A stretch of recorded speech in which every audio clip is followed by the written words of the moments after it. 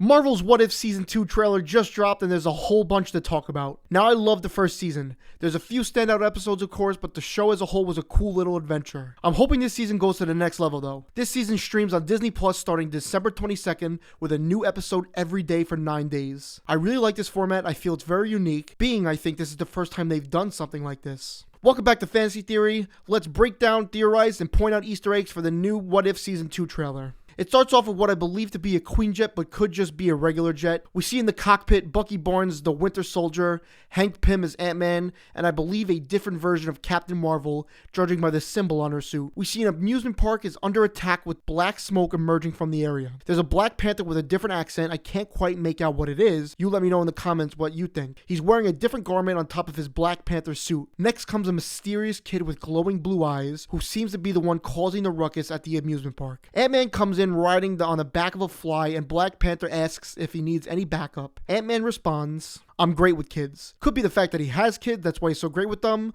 or could just be sarcastic. Looked like a battle is going to happen between the blue-eyed kid and, from what we see, a better look of Captain Marvel in her suit. Also, what appears to be possibly a second Ant-Man due to the person in a similar suit in the back shrink from big to regular size. I want to note they're wearing blue and silver while the Ant-Man next to them is wearing his regular black and red suit. We also get a better look at Black Panther's suit in the shot, however I still cannot make out what the new added details could be. So you let me know down in the comments what you think. There's a flashing Marvel Studio intro card that turns into the animated style that we will see in the show. I personally really like this animation style. I feel it's really comic booky and pleasing to the eye. We hear the Watcher narrating this, saying, "You thought the story was over, but it was only just the beginning." We see a shot of Hela walking to what I assume is a hut or a sort of ship, kind of reminiscent of her crown that we see in Thor Ragnarok. It starts to thunder and lightning, perhaps symbolizing Thor in some way. There's a shot of her legs walking towards what seems to be an army of people. Whether she is going to fight them or perhaps lead them, we don't know. This shot transitions to another person's legs, being Nebula, and what appears to be a dead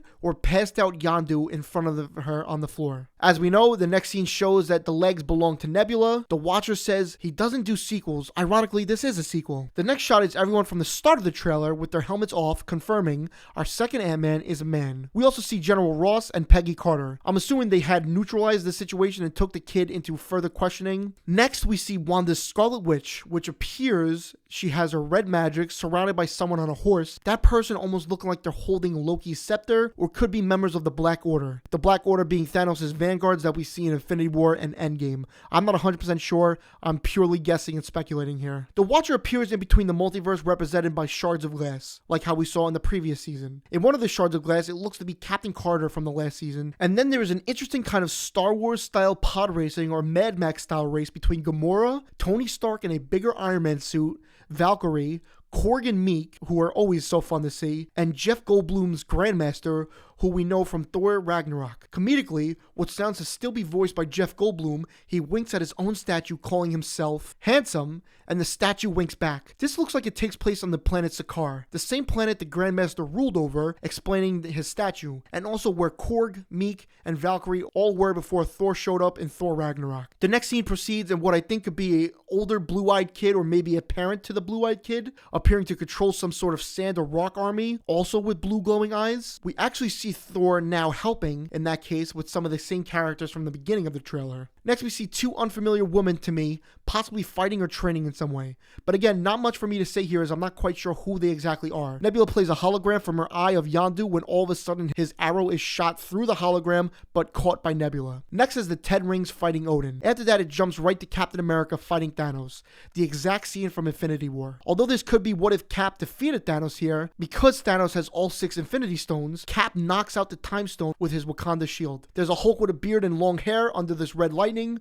which I assume to be the same scene or story as the next scene of Ant-Man with a hood fencing someone that I can't quite tell who. We also see a Captain America, an Infinity War style Captain America, fencing someone as well. Now, if you look closely after, we see Gamora with some new armor. However, in the background, it appears to be Topaz, the assistant to the Grandmaster in Thor Ragnarok. I'm saying this because in the movie Ragnarok, she wears some sort of white markings on her forehead and hair.